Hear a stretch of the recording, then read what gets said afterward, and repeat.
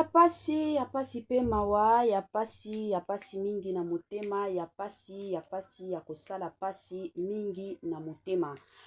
Kande na yebisaka bino songi sango eza ya pasi tokoloba keno sango eza ya pasi soki pe sango eza ya bien tokoya koloba keno sango je m'excuse eza ya bien ezalaka bongo ekendaka pe bongo etambolaka pe bongo.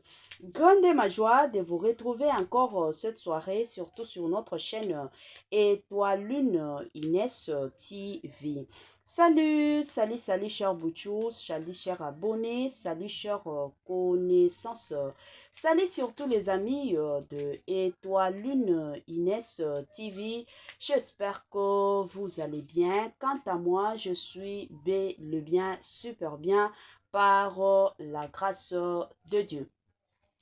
Chers Bouchou, chers abonnés et chers connaissances, yalelo na ye lisusu bandeko nanga ka ndenge na yebisaka bino soki makambo ya koloba ezali na koya soki ya koloba ezali te na préféré nanga na vandaka kimia na coin nanga na yaka toujours soki na monike awa ba matière ezali awa ba dossier ezali awa ba situation ezali awa penza ba circonstance ezali yango bomona kanga na yaka penza et surtout encore na lombangu nyonso lelo na ye na dossier na ye na situation na ye na likambo concernant le frère to le pasteur Lifoko du ciel. Ya pasi pe mawa euti kokweya ya pasi pe mawa bandeko nanga euti kokomela biso kande na yebisaka bino soki makambo ezali na koya soki pe ya koloba ezate na préféré nanga na vanda nanga na coin na ngai na yaka po soki ya koloba kaka ezali bandeko nanga na vanda ki nanga na ya koyoka kaka sango ya empoisonnement ya pasteur Lifoko du ciel. Bandeko nanga avana kota na mozindo ya ndenge makambo nyonso esalamaki en tout cas ekozala malamu na ya nanu ko sensibiliser bandeko na biso nyonso ya sika. Si c'est la toute première fois ya kokota penza na chaîne na biso, chaîne moko ya kitoko, chaîne ya ba analyse, chaîne moko ya ba information somo. Na osenga na bino bo s'abonner massivement. Tango bozo s'abonaka bongo bobo sana pete ko klikaka sur ngonga ya notification. Malamu ngonga wana ezalaka toujours et encore que non à chaque fois que Étoile Lune Inès TV akobandotia kaba vidéo ya sika bokozala directement informé. Nabete la rabino toujours et encore c'était que non vous informer c'est notre devoir. Oui bien sûr ezalaka toujours devoir na biso. Onga mama Étoile Lune Inès TV na koboya te pe na kotikala ko wanga na te. Na yebike awa il faut que na ya ko informaka bino eza bongo. Bandeko nanga biso nyonso toyebi le pasteur Lifoko du ciel lelo oyo akoma pasteur na église moko kaka ya tabernacle na kikala wana biso nyonso toyebi ke azalaki na eka frère ba frère ya tabernacle eske bozali na yebi ke biso kuna na tabernacle ezalaka kaka ba frère na ba sœur makambo papa na mama ezalaka te ezalaka kaka ba frère na ba sœur frère eza bongo sœur eza ka bongo soki bozali en tout cas bo se manifester nanu na ba commentaire toyeba combien y a ba branamiste surtout et encore balandaka mama Étoile Lune Inès TV ekosalanga malamu voilà.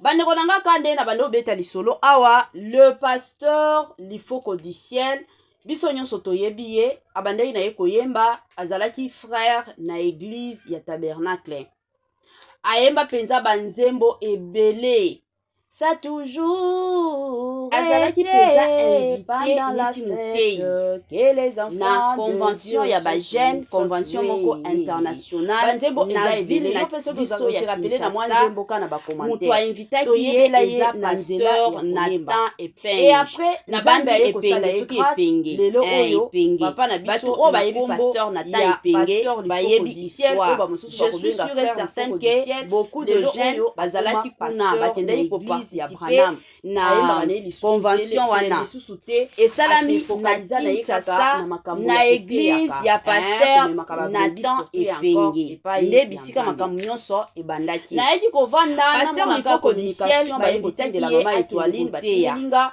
en tout cas akomi pe atei na ye ka ndenge na communication wana kande boyebi na tanga ki yango ezalaki ndenge nini pasteur atindelanga communication wana ntango azokende na eglize ya pasteur na place makambo oyo nyonso ti ndenge ezolekaka naza sur place yango nayebi ke yo panzaka sango ya bato nyonso ntango ye komema motuka na ye aparkaki yango libanda na koparke libanda wana ye akoti na kati atei yango bomoni nga de mon côté mpe nazoya na lombangu bandeko na ngai atikala na ye kotia makanisi ya mabe te azalaki na kosala nga mabe international ya bajeune ntango afongoli kaporte ya mutuka na ye akota bino moko boyebi soki mutuka eza ya yo ntango ozotambola tozalaka toujours na tendance ya kosimba asimbi mwa mutuka na ye ntango aye kofongola porte ya mutuka na kokota ka boye asentir na loboko moko neti bacubi ye tonga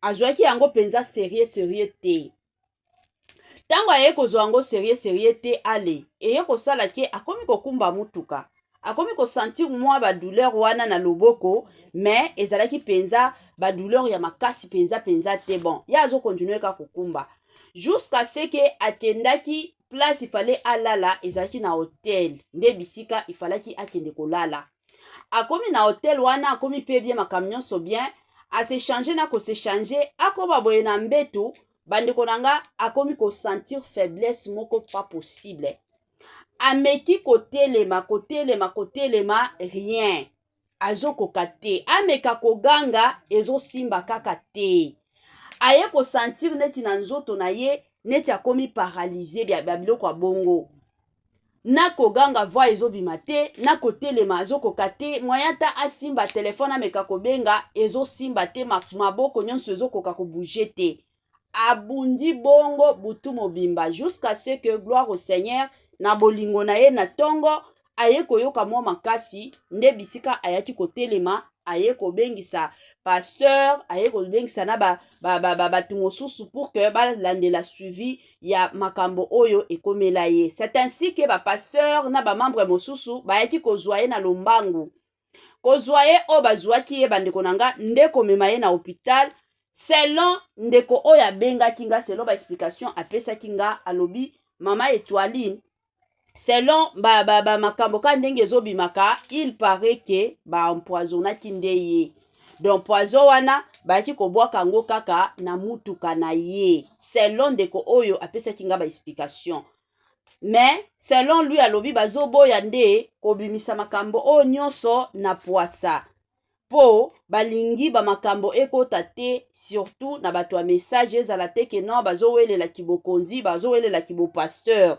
mais selon lui alobi mama Étoiline yango wana eza na sese eza kaka poison bandeko na nga yango babaka mosusu ya ifo tolobaka boyebi kilelo oyo ekomi kosala pasi ya makasi na bakretien boyebi na kala bakretien bazalaki bato moko baza baexemplaire ya makasi na kala bakretien bazalaki bato moko mutu nyonso aza komona neti bakretien baza basantu parce que na kala na batan ya bakokolo na biso ebele toza batemoin biso nyonso toyebi bakokolo na biso ebele batikala koyeba nzambe te bakokolo na biso ebele bango babande okende ka na bandako ya banganga yango ezalaki vi na bango yango bomona lelo oyo eza na bato mosusu bavi na bango eza ya kokangama mpo bamakambo bakokolo na bango basala yango mpona bagénération na bagénération un mosusu bino boyebaka te yango bomonaka kaka bamakambo moko na famille na bino eserepetaka bomitunaka pourquoi makambo oyo eserepetaka eza balien oyo balwa bamakambo oyo bakokolo na bino basala oyo bino boza ta na ide te eza bongo alors ntango toye kokota na basérie ya bakoko na biso deja bakoko na biso bakomaki na bango deja komwa kosambela yango bomona deja na basérie wana bato ebele bakomaki komona bakretien neti banzambe bakretien neti bango basungukaka te mais kilelo oyo bakretien bazosala lisusu fierté te bakretien bazosala bakretien lelo bakomi kosala makambo moko ya soni tolo bango ka boye makambo moko ya soni lelo tokomi komona soki botala baliwa ebele ezolekaka na baeglise baliwa neti ya bapoison baliwa neti o emataki ekitaki eza kaka ba chrétien entre bango na bango nde bakomi kobomana. Ba chrétien bango na bango entre bango na bango nde bakomi kobomana. Bazo bomana pourquoi? Non parce que oyo azui pour pasteur depuis akomaki pasteur ya komi komimona. Ba pasteur mosusu lelo bakomi kowelela kibo pasteur pona mbongo ya mabonza. Parce que oyo aza na besoin ya mbongo ya mabonza akende koboma pasteur mosusu. Parce que oyo aza na besoin ya mbongo ya mabonza akende koboma pasteur mosusu. Ekomi kosala pasi mingi na motema. Bandeko nanga kande na yebisaka bino. Ba pasteur ebele lelo oyo soki tootala ba cause ya baliwa ya basala nzambe ebele. Kaka ba pasteur bango na bango nde baza la base. Parce que lelo oyo soki confirmation eye koya ke le pasteur Lifoko du ciel azalaki empoisonné. La famille, il faut tozala ba réaliste. Nani muto ko empoisonné pasteur Lifoko du ciel? Ezaka ba pasteur mosusu oyo balingaka pe bazala ba pasteur na église wana. Ezaka ba pasteur o balingaka penza bazala pe ba pasteur na église wana bango nde bakolinga ba empoisonné ye akufa comme ça ba nommer bango. Mais la famille bozo yeba te ke non eza pasi pe mawa. Bablo mosusu il faut tolobaka. Bozo mona pe te ke non eza ya soni makambo o bino bozo sala. Bozo yo kisa penza na nzambe soni. Makambo moko oye sale makate. Yango kibo pasteur lelo boya kowelela kibo pasteur. Boya kowelela kibo pasteur. Wana ka pona lokumu batu bapesaka bino respect tango zokota na église non batu bapesaka nga respect. Yango respect nde ekomema yo na lola. Bozo welela ka biloko ya mokili. C'est vraiment dommage. Yango nga na kama kata ba pasteur mosusu omona liboso ya église azote mais na se ya motema na ye azana jalousie moko incontrôlable.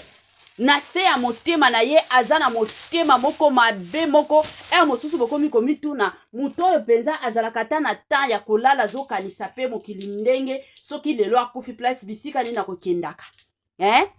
Lelo o ba poison na ba église ekomi kili na niveau moko pas possible. Lelo o na ba église ba poison ekomi lisusu ya kokontaka te. Lelo o na ba église ba poison bandeko nanga ba poison ekomi pasi pe mawa. Ekomi kosala pasi penza ya makasi la famille. Tomona awa tozonga nanu. Papa na biso na kombo ya Papa Alain Moloto. Papa Alain Moloto nini eboma ye ezaki poison. Papa wana azalaki empoisonné plus de 5 fois. O ba empoisonna Papa Alain Moloto.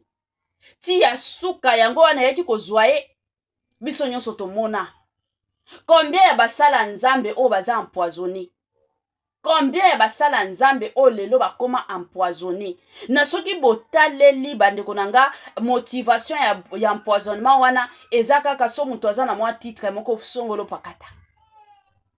Bato ebele na liwa ya pasteur ya Papa Alain Moloto baloba eza makambo politique. Papa Alain Moloto ateyaki makambo politique yango batela ye poison. C'est faux et archi faux.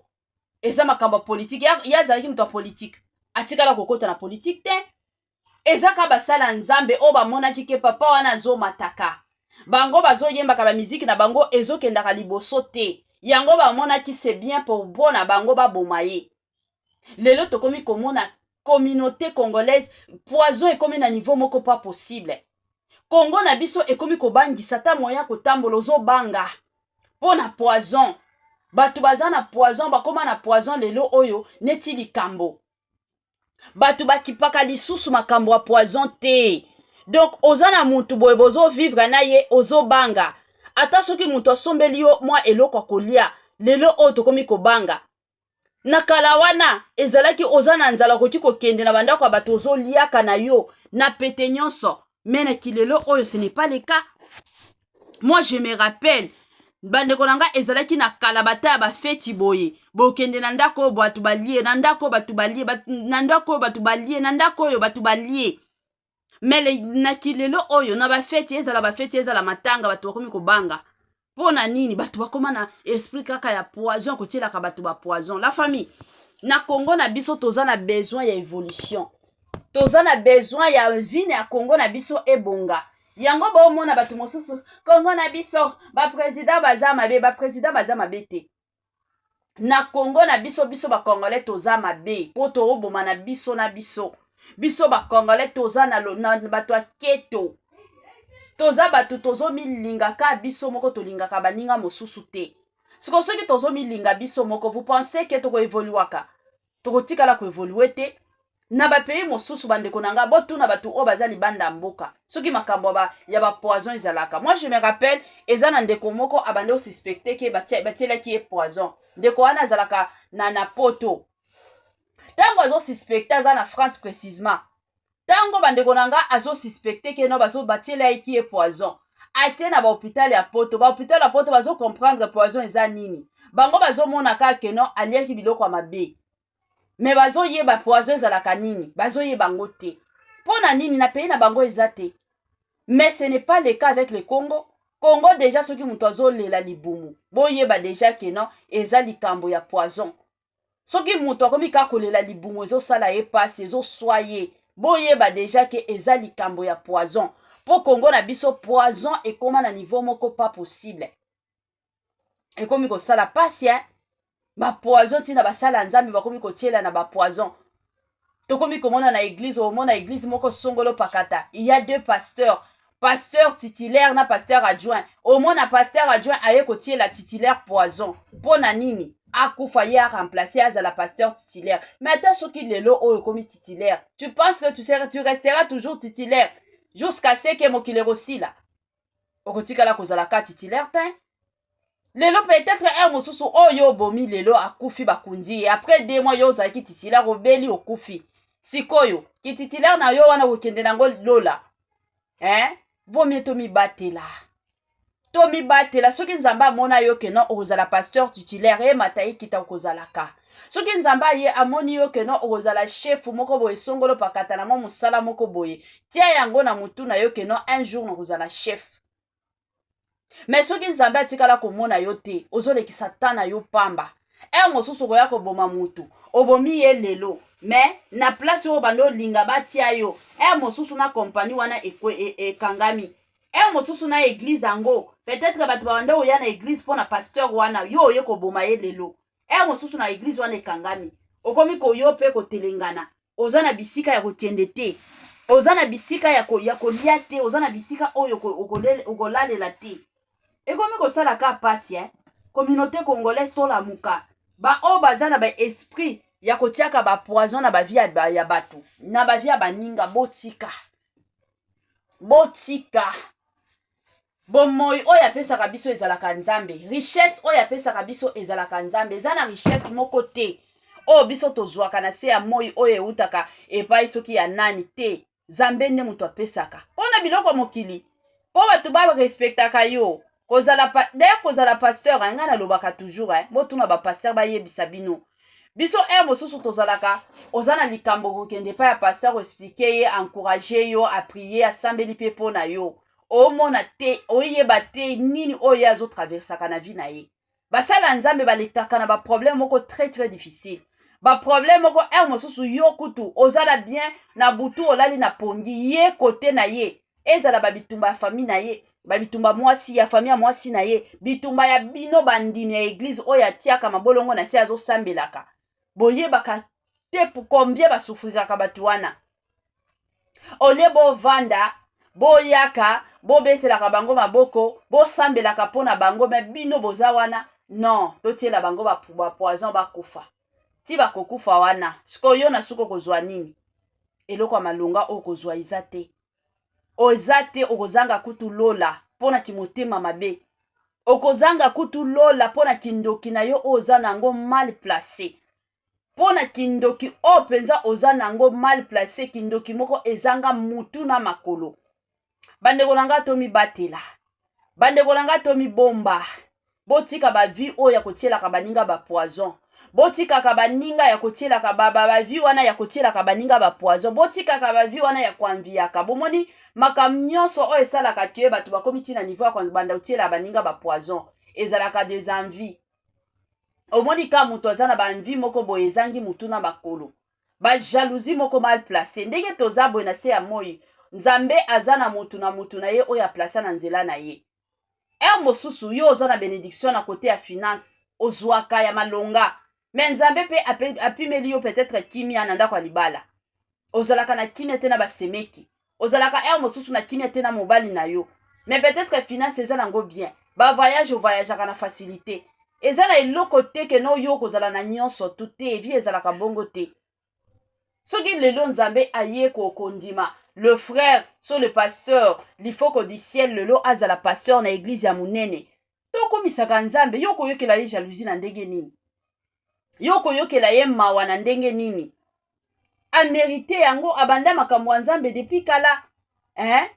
Eza na bato mosusu o baye lelo nzambe abengisi bango, lelo oyo tokomi komona ba jeune prophète baza ebele, eza grâce, toza na temps ya grâce, nzambe azosala ba grâce na bandenge na ye. Sikoyo yo koya koyokela ye jalousie mpo na nini? Oh non, parce que nga nalobaka langue te, ye mpe akoki koloba langue te, yo nani? Na se ya moi oyo yo nani? Oyo koloba te keno ye mpe aloba langue te. Je me rappelle même l'histoire ya frère Nabiso, c'était qui? C'était le frère Emmanuel. Soki Emmanuel, soki nani akufaki. Un louchon, azalaki prophète, un jeune garçon, azalaki soki na 17 ans, soki 18 ans. Batielaki ye poison, mwana muke. Parce que nzamba bando utiliser puissamment. Ba camarade na ye bamoni kaka, akomi na mwa bandimi. Akomi kolata mwa ba veste na ye ya kitoko. Garçon wana bakomi kobengisa ye musika kutu te kaka na Kolwezi, soki na Kolwezi croisade moko ya munene salamaki. Mwana bato babengisi ye kakuna, akepe atei. Kozonga oya zongaki, na baninga kotiela ye poison. Nambala moko garçon wana ayaki kokufa. La famille. Mitema mabe ya batu. Wana nyonso parce que omoni mutu alataki mwa veste na yo. Sikoyo tango akufaki. Nde batu bakomi sikoyo kokamo. Donc azalaki kana via souffrance, epai na bango kutu via malonga te. Bino bosi bobumi mutu po na veste ya $100 oyo soki peut-être mutu akabela ye. Ozoboma batu. En tout cas, prière nanga ya 2026 eza que batu o nyonso batambolaka na ba poison, na ba sac na bango, pona kokendaka kobomaka batu. Ba poison e wana bino moko bosimba yango bokufango. Otie yango soki na poche na ya pantalon, ka ndenge ozotiaka misapi, yo moko ozwi yango kana maboko na yo, otie yango soki na zolo. Otie yango soki na lolemo, yo moko okufa na poison wana. Po trop c'est trop. Tokoki kozala na mokili moko ya kobandaka kobanga. Batu baza deja na ba stress na bango ya vie, ba makambo mosusu ezotambolaka bien te, bino pe de votre côté boyaka na système ya ba poison, mais quand même, eza nini oyo bolukaka? Nini yango esilaka te na se ya mokili? Yango balukaka te bino moko balukaka succès na sens ya boye. Oboma mutu po na succès. Succès yango ekotika la libela. Toyebaka lobi na biso te. Kolinga koya koboma mutu te, po peut-être yo okozala kutu na vie meilleure kolekata oyo yo lingi oboma lelo. Tango mosusu tango koboma yo okale vie na yo mobimba. Po makila na ye kozala na maboko na yo, okomi kotambola na makila na ye. Mais soki okotika mutu a vivre na ye, mosusu lobi na yo eza meilleur. Olea koyaka kobomaka baninga. Ezo salaka pasi pe mawa. En tout cas, prière nanga eza que Nzambe alola a visité pasteur Lufoko du ciel, bisika nyonso azali. Kande ba eti ko confirmer biso que non eza poison. Si réellement eza poison, Nzambe alola amimonisa. Toyebi ke eza na ba poison mosusu soki batieli yo mbala moko fo kufa. Mais nalobaka toujours soki ngonga na yo nano ekoki te. Quel que soit degré ya ba poison o bakoya kotia na vie na yo, Nzambe akotikala ko permettre te liwa na yo. À moins que soki ye moko aye ko permettre ke mwana nanga ekende ko pema, mais soki ye moko nano permettre ye te okokufa te. Ata soki emati, ata soki kiti, okotikala na yo kokufa te. Eza mwa bongo. Voilà. Kane na betelaka bino lisolo, biloko kitoko eumelaka te. Biloko kitoko kendaka mbangu. Bandeko nanga bino nyonso botiela kinga ba j'aime te. S'il vous plaît na bolingo nzambe pe na mawanzambe botiela nga ba j'aime. Nga na lingaka ba j'aime, na lelaka ba j'aime, na préféraka pe ba j'aime. Tiela nga commentaire. Tango zoya na commentaire na yo, landa émission du début jusqu'à la fin. Oye ba mama itweli na zolo banini. Na boy ezala bo bandaka kofinga aussi longtemps que nanu landi émission du début à la fin te. Soki ozo komelanga makambo mabe ekomelanga ekomela yo moko retour à l'expéditeur kande balobaka. eza bongo parce que ezalaka toujours important bolandaka oyo bazoloba na kati ke oyaka kolinga koya kodeklare bamakambo ya mabe sur notre chaîne eza mwa bongo vraiment. Merci beaucoup, merci na ba oyo nyonso balandaki biso du début jusqu'à la fin. Que Dieu vous bénisse surtout abondamment. Bye bye bye et à la prochaine. Ciao.